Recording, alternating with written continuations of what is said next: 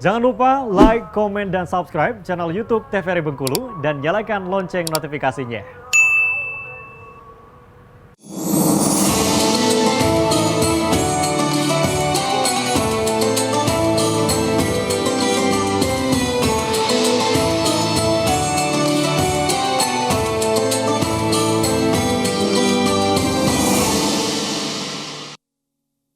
Pemirsa, terima kasih Anda masih bersama kami dalam Mutiara Kolbu. Dan saat ini kita masih bersama dengan Ustadz Ikhwan Nasution dan juga ibu-ibu dari Majelis Taklim Ar-Rahman Pagardewa. Nah pemirsa, di rumah hari ini kita dengan tema cara mencintai Nabi Muhammad SAW. Nah Ustadz mungkin boleh dilanjutkan lagi tausiahnya. Baik, kemudian cara mencintai Nabi itu bukan hanya kita mengikutinya, tapi juga yang kedua dengan banyak menyebut namanya. Dengan cara bersolawat. Jadi dalam Quran surah Al-Ahzab ayat 56, Allah Subhanahu wa taala itu berfirman.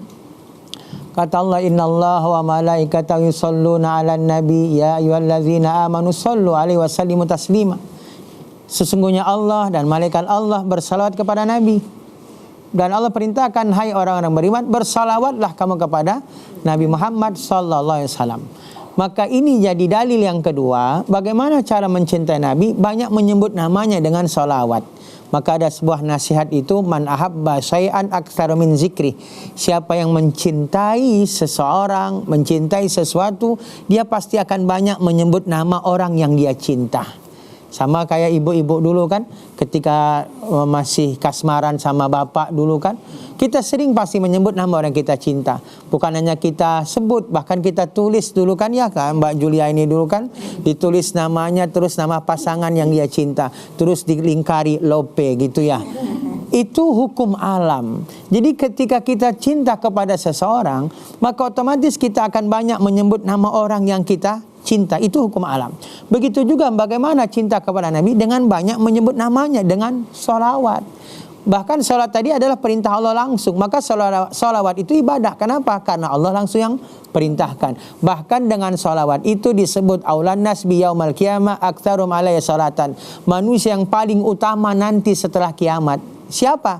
Yang ternyata disebut Nabi yang paling banyak bersolawat kepadaku. Ini diantara bagaimana cara mencintai Nabi Muhammad SAW. Begitu Mbak Julia. Masya Allah, luar biasa sekali ya Ustadz ya. Jadi begitu ya Bu ya, cara mencintai Nabi Muhammad SAW dengan bagaimana dia berumah tangga, ibadahnya, kemudian juga dengan bersalawat. Seperti tadi yang dinyanyikan oleh Bagus Enfen ya, sambil nyanyi, sambil salawat, dapat pahala gitu ya tadi ya. Masya Allah, luar biasa sekali. Nah ibu-ibu, Ustadz kita beri kesempatan bertanya ya Ustadz ya. Nah ibu-ibu, bagi yang mau bertanya silakan, boleh.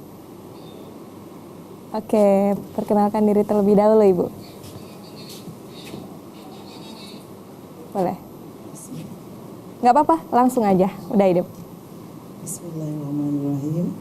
Assalamualaikum warahmatullahi wabarakatuh. Waalaikumsalam warahmatullahi wabarakatuh. Perkenalkan, saya Ibu Farida dari Majelis Taklim Ar-Rahman Pagardewa.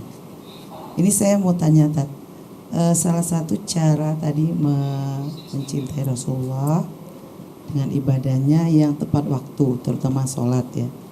Jadi kebetulan saya ini guru tadi ya. Jadi sekarang kita ini kan full day school. Nah kebetulan kalau jam terakhir itu azan itu kita masih di kelas. Tapi sedikit lagi berakhir. Jadi emang nggak bisa, itu gimana tetap mengantisipasinya. Terima kasih. Assalamualaikum warahmatullahi wabarakatuh.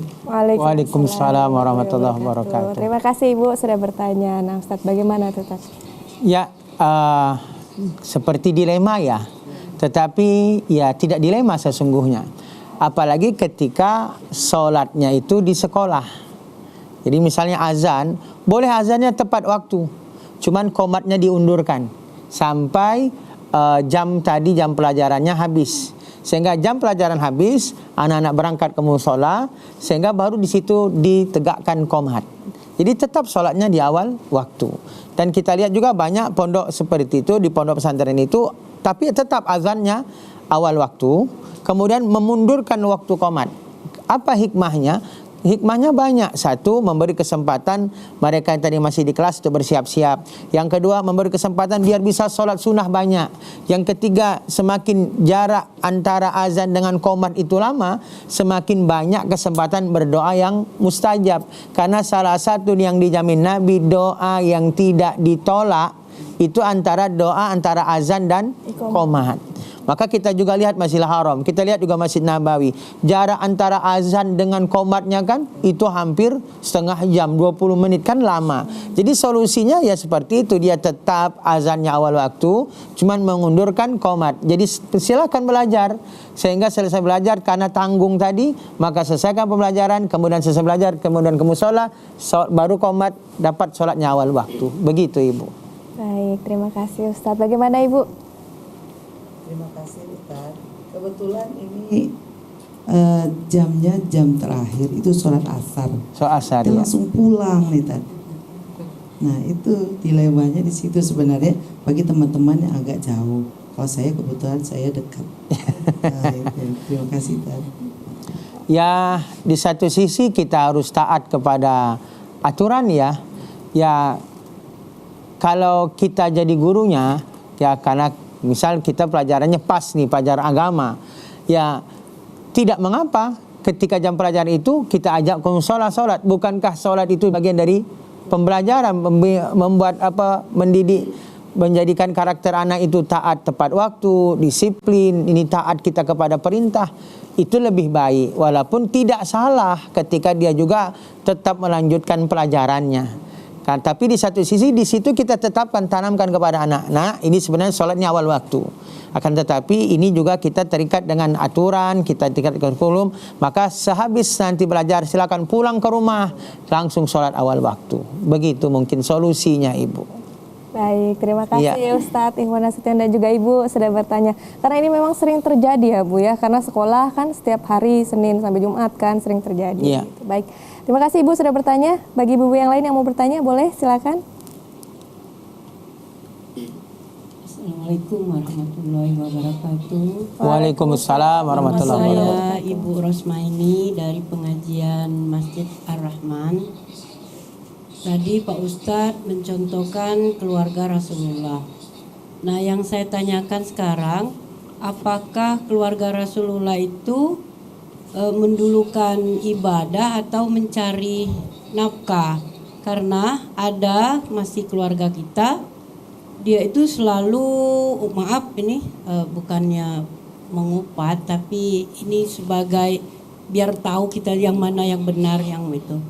Jadi dia itu selalu ibadah terus, sedangkan anak-anaknya banyak, yang cari nafkah istrinya terus. Akhirnya gimana itu? Dia selalu pokoknya ibadah terus. Itu.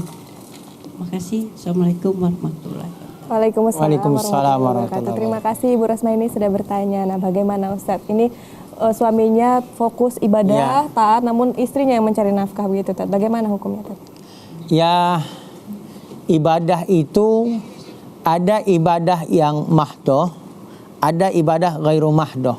Jadi ibadah itu ada dua jenis ini Ibu. Ibadah mahdoh itu adalah ibadah yang terdiri dari rukun, seperti sholat, puasa, kita zakat, haji, itu ibadah mahdoh. Tapi ada juga ibadah yang disebut ibadah ghairu mahdoh, yang tak ada rukunnya, seperti mencari nafkah. Jadi mencari nafkah itu sesungguhnya ibadah. Jadi ibadah itu bukan hanya duduk kita di masjid, bukan hanya zikir kita, bukan hanya dalam kondisi berwudu, tapi ada ibadah yang ghairu mahdoh, bahkan lebih banyak. Kita datang ke majelis ilmu, kita mencari nafkah, kita mengasuh anak, mendidik anak, itu semua adalah bagian dari ibadah. Maka ketika tadi ada kasus ketika suaminya mungkin dia lebih mementingkan ibadahnya, mungkin ibadah ini mungkin dia fokus di masjid, mungkin ya Ibu. Ya di satu sisi tidak salah, itu benar. Tapi ada ibadah yang juga dia tidak boleh ditinggalkan. Karena hukumnya wajib apa? Menafkahi istri dan anak.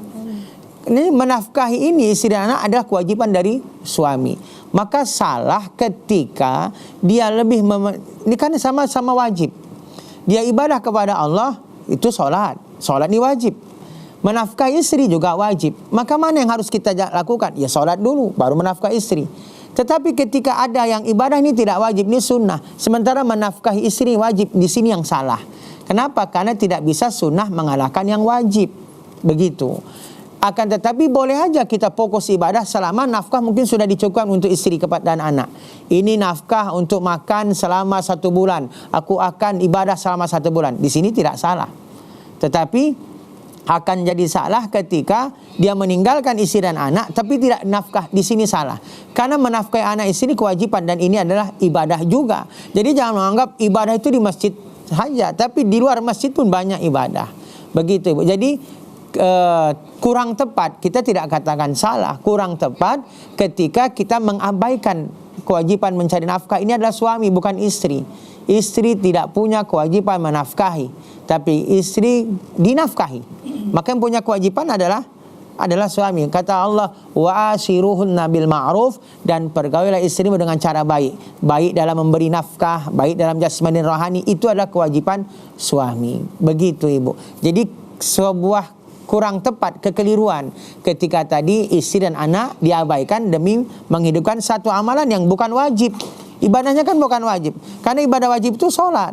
Tetapi kan setelah sholat ada kewajiban. Kan kata Allah, فَإِذَا قُضِيَتِ الصَّلَاةُ فَانْتَشِرُوا فِي الْأَرْضِ. Ketika kau sudah selesai sholat, bersebaranlah di muka bumi. Jadi ketika kau sudah selesai sholat, kata Allah, bersebaranlah di muka bumi. Apa maksud? Cari rezeki. Nafkahi istri, nafkahi anak. Jadi sholat dulu baru mencari rezeki. Jangan sampai dia sholat tapi kewajiban menafkahi dia tinggalkan. Begitu, Ibu. Luar biasa. Terima kasih Ustadz sudah menjawab. Terima kasih Ibu sudah bertanya. Kita akan lanjutkan sesi tanya jawab, namun setelah jeda pariwara berikut ya Bu, ya Tat ya. Pemirsa jangan kemana-mana, tetap bersama kami dalam Mutiara Kolbu.